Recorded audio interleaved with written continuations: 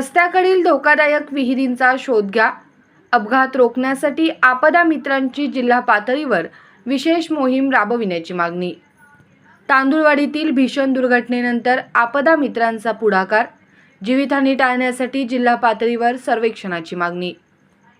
रस्ते वाहतूक सुरक्षेच्या दृष्टीने सांगली जिल्ह्यातील रस्त्यांच्या कडेला असलेल्या धोकादायक विहिरी, ओढे, नाले तसेच अन्य जलस्रोतांचा शोध घेऊन त्या ठिकाणी आवश्यक सुरक्षात्मक उपाययोजना करण्यात याव्यात, यासाठी आपदा मित्रांचे विशेष पथक तयार करून त्यामध्ये आपदा मित्रांचा समावेश करावा अशी मागणी जिल्हाधिकारी प्रशासनाकडे करण्यात आली आहे.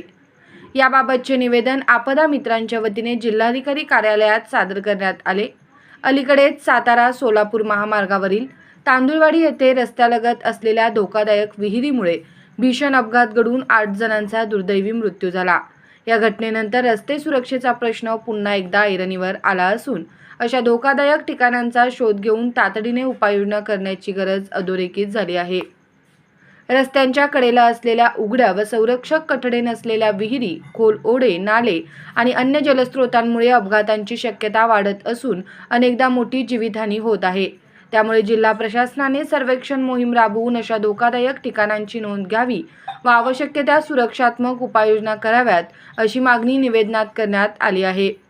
यासाठी जिल्हा प्रशासनाच्या मार्गदर्शनाखाली आपदा मित्रांचे विशेष पथक तयार करून सांगली जिल्ह्यातील सर्व प्रमुख रस्ते, राज्य महामार्ग आणि ग्रामीण मार्गालगत असलेल्या धोकादायक जलस्रोतांचा शोध घेण्याची मोहीम हाती घ्यावी. या मोहिमेमुळे भविष्यातील अपघात टाळण्यास मदत होईल. तसेच जिल्हा प्रशासनालाही आपत्ती व्यवस्थापनाच्या कामात महत्त्वाचे सहकार्य मिळेल असा विश्वास व्यक्त करण्यात आला. यावेळी फिरोज शेख, अनिल कोळी, यशवंत गडदे, महेश कुमार मठ, मारुती कोळी, सय्यद राजेवाले, योगेश मेंढेगिरी, निलेश शिंदे यांच्यासह अन्य आपदा मित्रांनी पुढाकार घेतला.